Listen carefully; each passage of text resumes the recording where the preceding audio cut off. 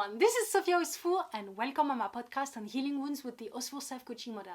In today's video, we are going to talk about how is this coaching model is helping to increase the quality of your communication. Hello everyone and welcome back on my podcast on healing wounds with the OSFOUR self-coaching model. My name is OSFOUR and I'm a life coach, mentor, master practitioner in NLP, and the creator of the OSFOUR self-coaching model.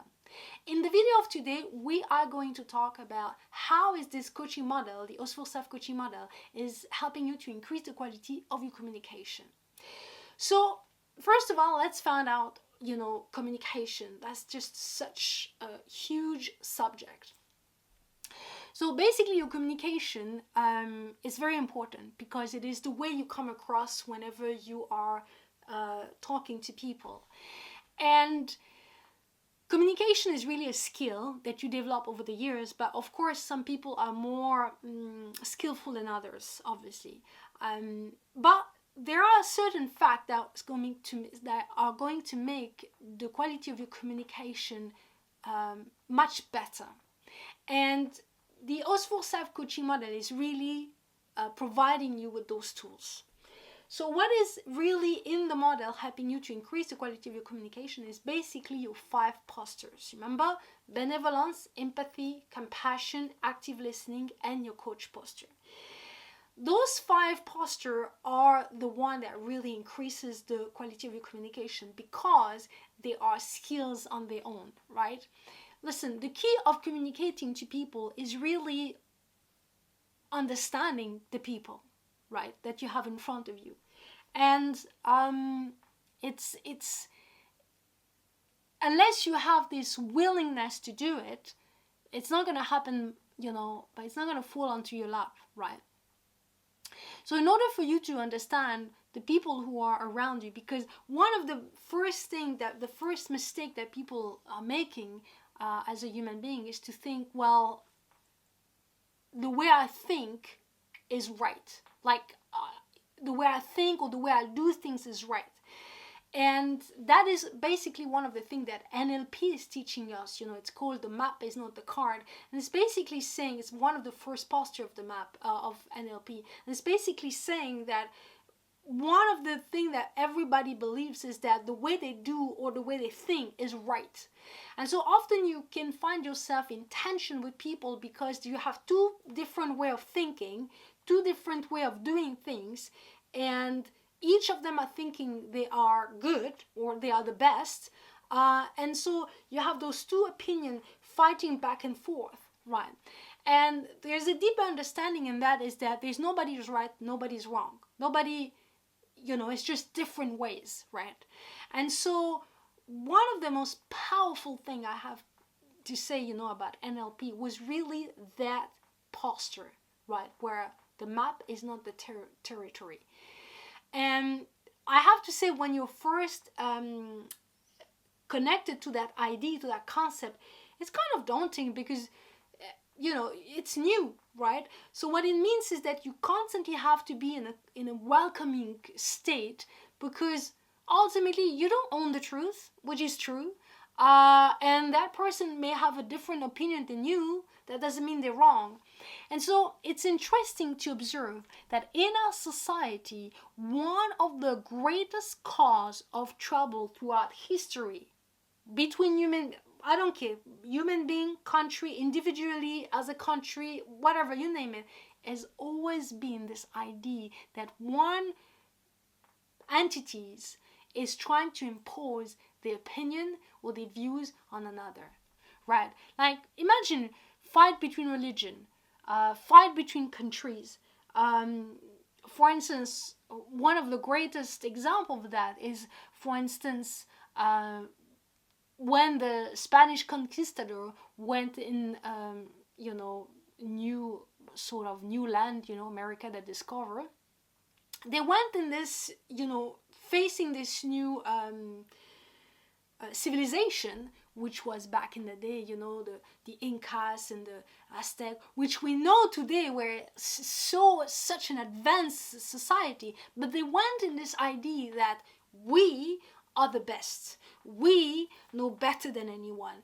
The way we do things is much better than anyone. We are the best. And so what is it they went? They went there, and anything that they didn't understand, they destroyed. Well, that to me is just crazy. They went and destroyed tablets, historical fact. I love history, by the way. And they destroyed it just because they didn't understand. And the funny thing is that they did it from a position of, I'm better than you. Me, I'm better. But they were not. It was the opposite if you really want to think about it, because those guys had been there for long. They knew how to read stars. What is it that you knew? And one of the other idea, now if we go a bit upward, and we're talking about Native Americans, the actually India and United States, one of the idea was this simple. Anyone who we will meet, that doesn't know about Jesus Christ will be considered a savage.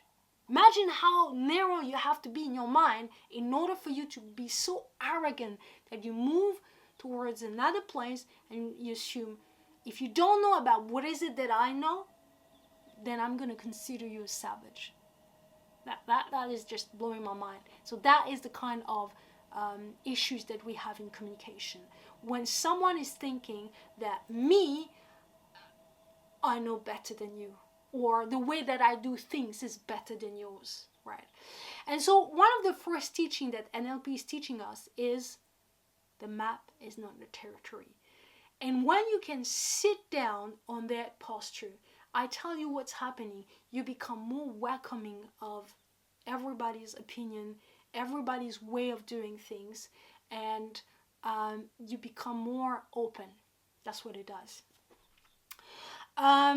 So that's why I was so adamant whenever when I created the model to create a posture, because this model is only powerful if you have the right posture to it.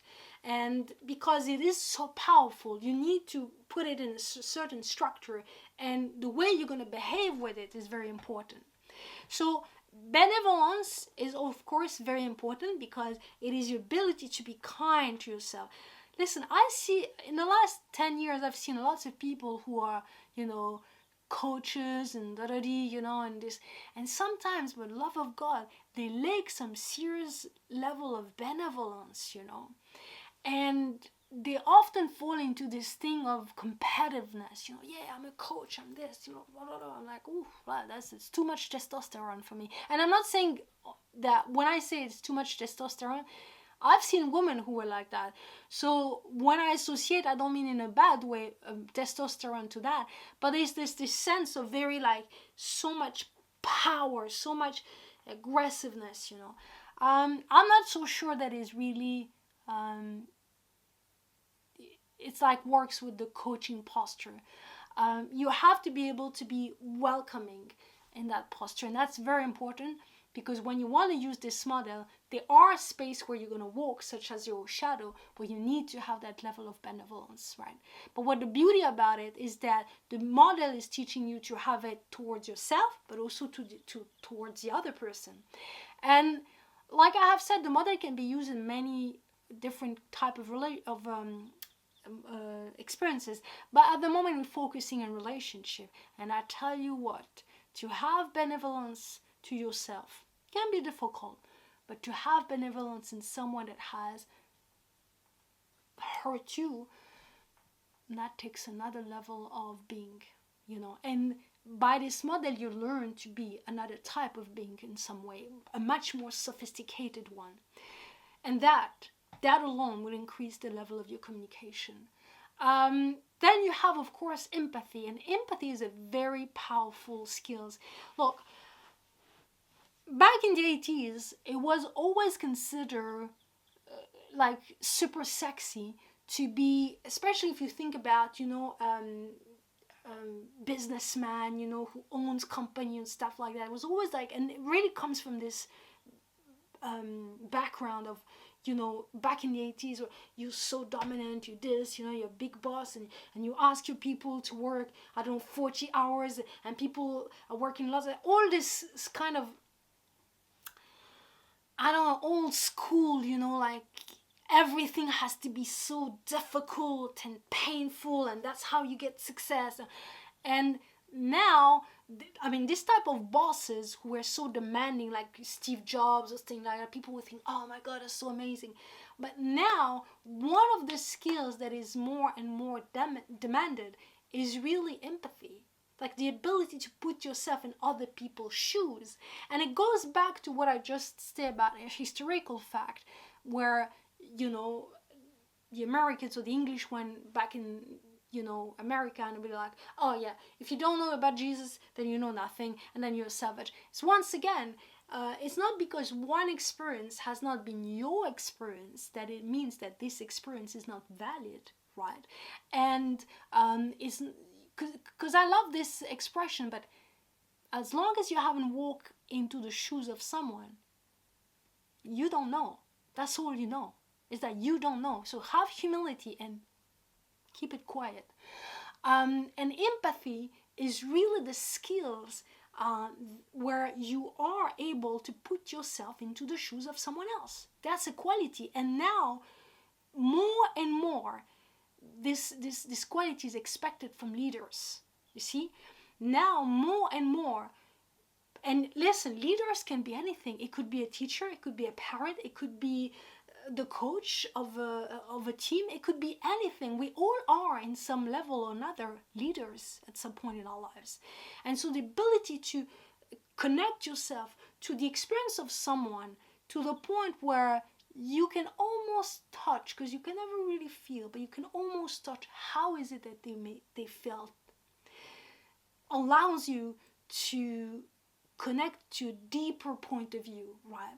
And so one of the places where, for instance, this skills is so powerful in my opinion, imagine when you're a parent. So often the parent has the tendency to completely associate the experience as a human being and connect that to their children, where you project certain things. And so having empathy will be able to step out of myself and be able to connect to yourself, to focus on you. What is it that you feel? How does it make you feel? Because you have, and that's a fact, you can have 100 people and you put them exactly in the same experience, and none of them will experience that experience the same way. Because each of them will have a different perception of that experience. Each of them, that experience will touch a different wound. If it touches a wound, because someone can go through the same thing, it's not going to touch anything. And like I said in the video, you can go through with it, pass it, and be done with it. And we all have experiences who could be considered very painful, but somehow it just went, that's it, you moved on. Done, deal, I never talk about it, I never think about it. And there's some other experience that you block. So really empathy is very important in that sense, because now when you are in a situation, you don't focus just on me, right? And once again, it's another level of the map is not the territory, it's not just me who's counting, it's not just my opinion, because there's other opinion, there's other experience, there's other way of feeling, there's other way of seeing, and that is what the posture does. That's the second point. But like the third one is compassion. And so compassion is really the ability to not only see I'm seeing this thing and it's really like wrong, or it's really not working, or it's causing pain, and to act upon it. And you really do need compassion when it comes down to healing your wounds, because like I said, in the previous podcast of my podcast, is that unless the job of a wound is never to heal itself, it is there to tell you, look, there's something that happened and it was not okay with me, so you got to do something about it. But that's why it's so important to have compassion, because compassion applies, look, I'm not just going to see that something is wounded, I'm going to actually do what is necessary to be done for me to heal. And so it is a statement, it's a position where now I'm not just there to see, because look, sometimes being in a state of pain could be very powerful. Sometimes being on pain can be very powerful, sometimes being hurt can be... And I've spoken about that in the video where I speak about the victimizing posture. And if I take back that to the video of Catherine of Aragon, in my opinion, she was very much in that posture where I'm a victim. Right. And so the problem with people who are in the posture of a victim is that ultimately they never heal. Because in order for them to remain in that posture, they need to remain wounded. And who wants to be wounded? Now, being wounded will provide you certain powers, but it's also going to take a lot of power. In fact, it will take more power than you think. But it's only because you're thinking short terms, because you have... Look, if you have been in pain most of your life, it takes courage to walk away from it. If, for instance, you grew up in an environment where you were beat up, that's your normality. It takes courage to say, you know what, no more. No more. Because and listen, I have been in this healing journey and I totally realize that what I'm saying is insane, but it's true. When you have been in a state of pain, at some point you have to make a conscious decision to walk away from it. And it's not that easy. It's not that natural, right? Because it's a comfort zone. Because you know what? When I'm unhappy, I know exactly how to deal with it. Now, the idea, of being happy, for instance, is a bit frightening. And I know it sounds stupid and silly and crazy, but trust me, I have been there. And I know it's true. When you have gone into the habit of being in a certain state of pain, it takes courage to walk away. But for that, you absolutely need compassion for yourself. That's it. And don't remember, because look, you could have compassion for other people in a small act. I could decide, I'm seeing a lady, she's in trouble in the street, I could help her cross the street or whatever. But ultimately, compassion is really something that starts with you. You're the one who's got to have compassion for yourself first. Then once you have been compassionate enough for you and you've dealt with good percentage of all your things, then you can go ahead and be compassionate with other people and help them with your thing. First, start with yourself. If you can handle that by the end of your life, trust me, you would have done something amazing. Now I'm walking towards the fourth one, active listening. Ooh. Listen, I really consider myself someone really powerful when it comes down to working on yourself, talking about yourself and stuff like that. But listen, even with that much practice, active listening is not that easy. I found myself a couple of years ago, and I had a friend, and of course, one of the first rules of coaching is that your job is not there to give advice to people, right? Because ultimately, nobody's interested about your advice. Your advice, once again, it is your brain, your heart, your soul, your sensitiveness, giving yourself a solution. But that solution is valid for you. So don't assume that what worked for you is what's going to work for other person, right? And so advice, ultimately, you learn that it are completely useless. Well, not completely, but most likely. Because people would always follow, they would always be more willing to follow their own thing, their own advice, their own strategies, if you prefer, than follow the one of someone else. But in that regard, when you're thinking about giving advice to someone, what it ultimately means is that you're not listening. Because you're so busy with yourself, but you should do this, and I remember I was listening to this friend who really was going through a tough time.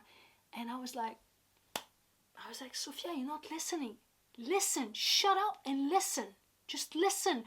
And my mind was talking, my projection, So it's really, when you can manage to do that, 100%, let's dream about absolute active listening. Wow.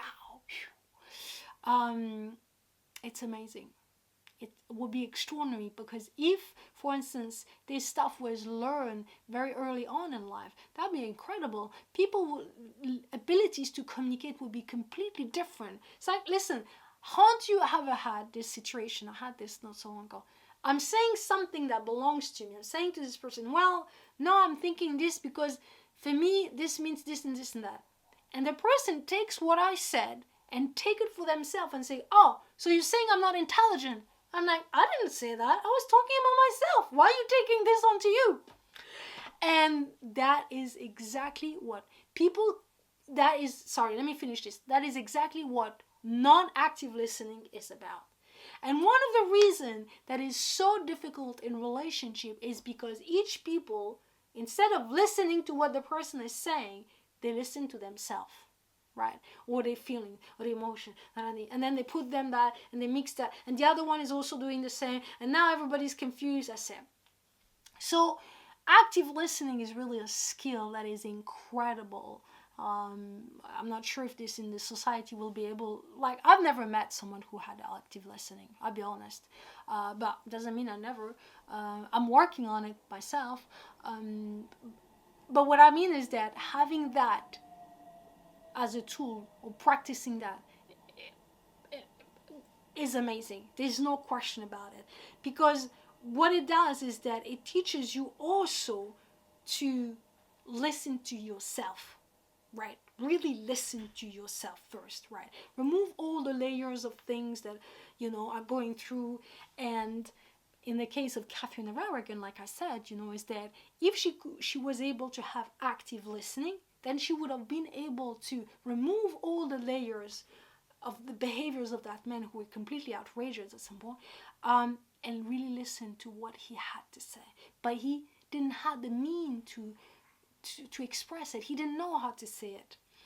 Now, it's not because someone doesn't know how to say something that what they are trying to say or they want to say is not valued. That makes sense, I think. And that is really what active listening is when you can silence your projections, your beliefs, your opinion, your advice, all of this, and listen. Imagine if, as a parent, I go back to this, but it's very important. As a parent, you can listen to your child fully, absolutely, or your employee, or your colleague, or your friend, or your mother, or your family member, anyone who comes to you, and when they talk to you, you are there absolutely, listening to what they're saying and helping them to express. Because this is what really coaching is about, helping them to express what is it they want to say, but they can't quite get there. That's amazing, without projecting your own thing. So that's another skills. And obviously, the more you learn to do that with other people, the better you get at expressing yourself for yourself. Of course, because you start to learn to have clarity. You start to learn to get straight to the point. And finally, of course, the coaching posture, which is really, listen, for me, you have psychology, of course, which is amazing, but coaching posture is another thing. It's just so amazing and so sophisticated. I'm amazed about this whole, coaching things, because ever since I started to studying it, I've just been blown away. The first time I've ever seen a coach in my life was in 2011. It was in a video on YouTube, and it was Tony Robbins, and I was blown away by the guy back then. Since that time, I have studied about coaching, about NLP, everything. And let me tell you one thing. I was blown away back then by what he was doing. But now that I have all the knowledge and I understand what he's doing, my mind is 10 times more blown away. So powerful. But ultimately for me, it all comes down to the fact that what he does with people can do for themselves if they were taught how to do it. And really, coaching is really simple. It's about asking yourself questions. That's it. That's all you have to do. Ask yourself, why am I feeling this way? What is exactly that it upsets me about this situation? What is it that is important? And everybody should have that. Hello? Because at the end of the day, I don't care who you are, I don't care where you're from. The one person that has to live with you from the moment you are born to the moment you die is you. And you should be able to coach yourself. You can't run to a Tony Robbins or a psychologue or whatever every time you have a situation. You have to be able to do some stuff by yourself. And so that is why this model is really increasing the quality of your communication. Because if you communicate better with yourself, imagine what's happening with the other people, of course. So it's a two-way run, and that's what's so amazing about this model. Okay guys, so I think that was probably the longest video I've done. So for this first 4 episodes on, mainly Catherine of Aragon and this podcast, this month is done. Next month, like I said, the first video will be about Henry VIII. And then based on that, there will be 4 podcasts every Wednesday that will come out. And we'll keep on developing subject about this model and the video that you will see. What do I want to say to you is that don't forget that you have a link below this video where you can download for free your worksheet for this masterclass. Of course, I will repeat that again and again, but as you know, in this masterclass or in this podcast, I'm only teaching you the basic of the OSFOUR self-coaching model. But if you are interested in working on one-to-one with me, don't hesitate to contact me on my email address. You have the link below, or on my website if you want to know more about the OSFOUR self-coaching model. And until next week, all I'm going to say to you is peace, love, and light. Bye-bye.